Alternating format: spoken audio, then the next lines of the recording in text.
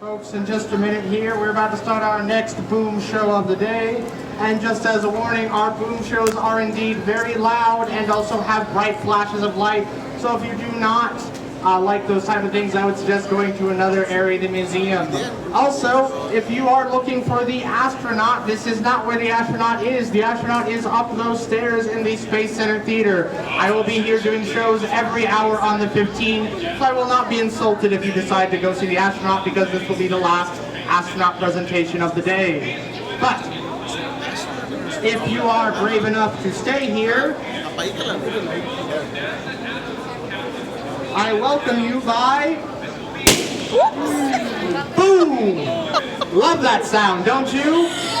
Some people do, some people don't. It's okay, everyone's different. But when I hear that sound, I know energy is being released, and that's what's important. But I'm getting ahead of myself. Hello everyone, my name is Dylan, and today we will make things explode in the name of science. But we will be safe. I have a fire extinguisher in case anything were to go wrong, but it won't. We need to remember pass.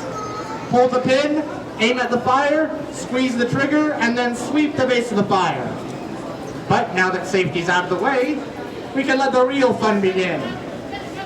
So today, we are talking about energy, or burning something to release energy, also known as combustion. Now, I didn't burn the balloon at the beginning, I popped the balloon, but I still release energy. Do you think that's enough energy to get us to the moon? No. No, it's not even really to get a paper airplane off the ground. We need combustion in order to get enough energy to do things in our lives. We do this every day, from heating our homes, to heating our food, to helping us move forward. So by show of hands, who here today came to Space Center Houston in a car, truck, automobile of some kind? For those of you not raising your hands, congratulations on your helicopter. But cars use internal combustion engines that do a series of little explosions that then move pistons that then move the car forward and you forward.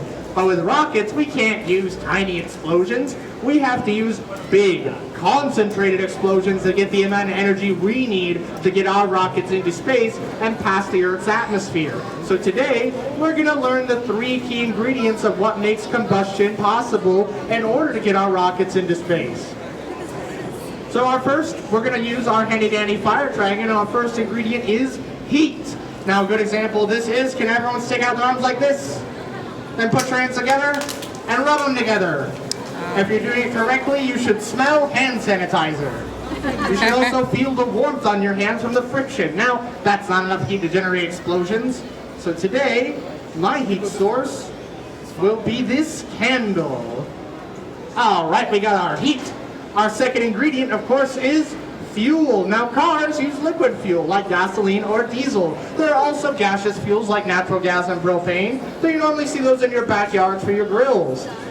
Today, for our first experiment, we'll be using a solid fuel. But this is an ordinary sheet of paper. No.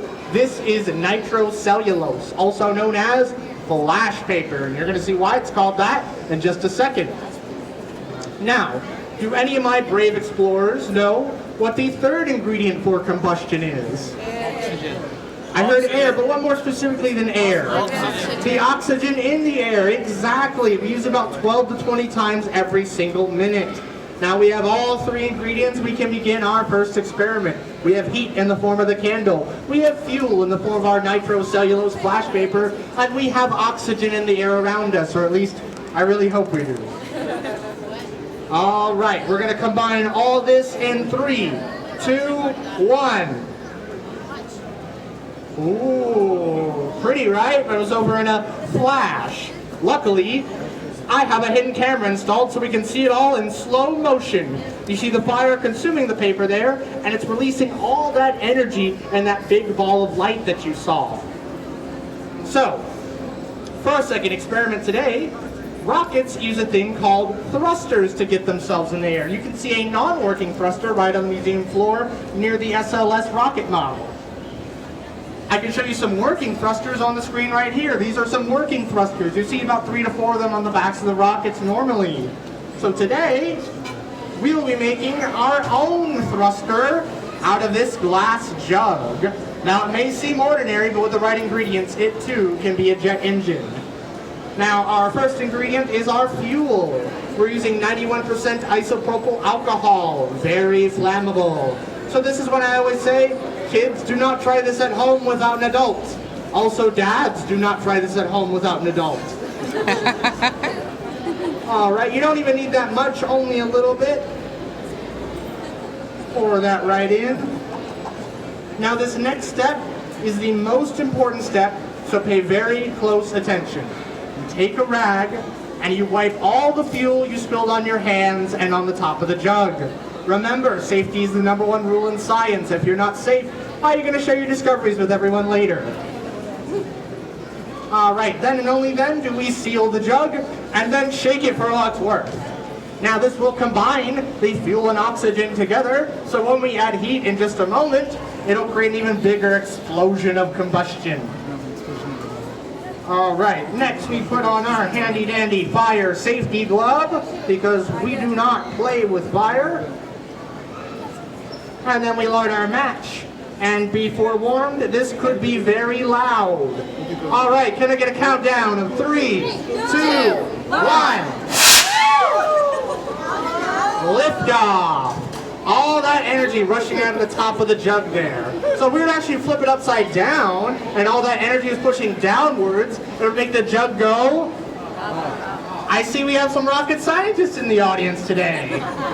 Now, there's still some fuel left in here. Should we do it again? Yeah. All right. Let's seal it one more time. Shake it up once more.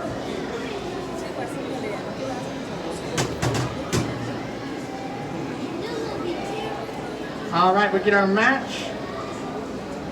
And then once again in 3, 2, 1.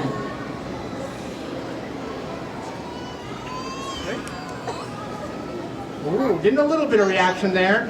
Now, definitely, if we were to do this one more time, absolutely nothing would happen, because as you saw right there with the very little reaction we got, we burned the rest of the oxygen that's left in this jug. And you need all 3 ingredients for combustion to happen. So even though there is still fuel left here, as you can see right there at the bottom, we don't have any oxygen left, so we can't get combustion going. Now you may be thinking, well, wait a minute. I've heard that there's no oxygen in space, so how do rockets work in space? And yes, you heard right, there is no oxygen in space, which is exactly why when we send our rockets into space, we send them with 2 tanks. One filled with their fuel, and then another filled with oxygen, so they can make the reaction of combustion happen wherever they are. And you see on screen here, this is a launch of a SpaceX rocket. You can actually see and touch a real SpaceX rocket that has been to the ISS twice, and it's all the way out in Independence Plaza past the Boeing and the shuttle on top. Now, all that being said, I want to thank you all for coming today. And I've been told that you need to end every show with a bang. And since I began the show by popping a balloon, it only makes sense to end it that way. But this isn't any ordinary balloon filled with air from my lungs, nor is it filled with helium. Helium is a non-combustible gas, meaning it will not burn. Great for birthday parties, not so great for big finales. This is filled with hydrogen, a highly combustible gas. So I'm going to need everyone to take a few steps back, and I need everyone off the stairs, because this is going to be dangerous and very loud, so you may want to cover your ears.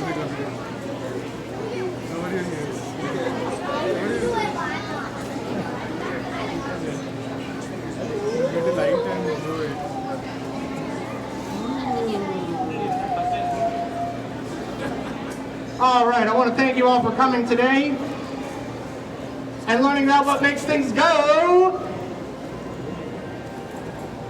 Boom! And it helps the rest of your day.